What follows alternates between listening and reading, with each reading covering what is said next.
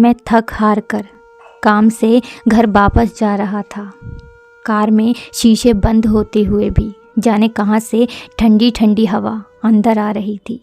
मैं उस सुराख को ढूंढने की कोशिश करने लगा पर नाकामयाब रहा। कड़ाके की ठंड में आधे घंटे की ड्राइव के बाद मैं घर पहुंचा। रात के 12 बज चुके थे। मैं घर के बाहर कार से आवाज़ देने लगा। बहुत देर हॉर्न भी बजाया। शायद सब सो चुके थे। 10 मिनट बाद खुद ही उतरकर गेट खोला। सर्द रात के सन्नाटे में मेरे जूतों की आवाज़ साफ सुनी जा सकती थी। कार अंदर कर जब दोबारा गेट बंद करने लगा तभी मैंने देखा एक 8-10 साल का बच्चा अपने कुत्ते के साथ मेरे घर के सामने फुटपाथ पर सो रहा है। वह एक अधफटी चादर ओढ़े हुए था। उसको देखकर मैंने उसकी ठंड महसूस करने की कोशिश की तो एकदम सक पका गया। मैंने एक महंगी जैकेट पहनी हुई थी फिर भी मैं ठंड को कोस रहा था।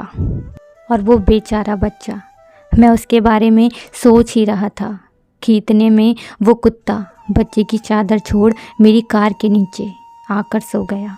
मेरी कार का इंजन गर्म था। शायद उसकी गर्माहट कुत्ते को सुकून दे रही थी। फिर मैंने कुत्ते को भगाने की बजाय उसे वहीं सोने दिया और बिना अधिक आहट किए पीछे का ताला खोलकर घर में घुस गया। सबके सब सो रहे थे। मैं चुपचाप अपने कमरे में चला गया। जैसे ही मैंने सोने के लिए रज़ाई उठाई उस लड़के का ख्याल मन में आया। सोचा मैं कितना स्वार्थी हूँ। मेरे पास विकल्प के तौर पर कंबल, चादर, रज़ाई सब थे पर उस बच्चे के पास एक अधफटी चादर भर थी। फिर भी वो बच्चा उस अधफटी चादर को भी कुत्ते के साथ बांट कर सो रहा था और मुझे घर में फालतू पड़े कंबल और चादर भी किसी को देना गवारा नहीं था। यही सोचते सोचते न जाने कब मेरी आंख लग गई।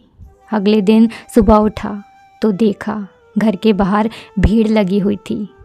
बाहर निकला तो किसी को बोलते सुना, अरे वो चाय बेचने वाला सोनू कल रात ठंड से मर गया।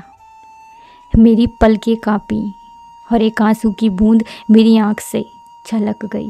उस बच्चे की मौत से किसी को कोई फ़र्क नहीं पड़ा।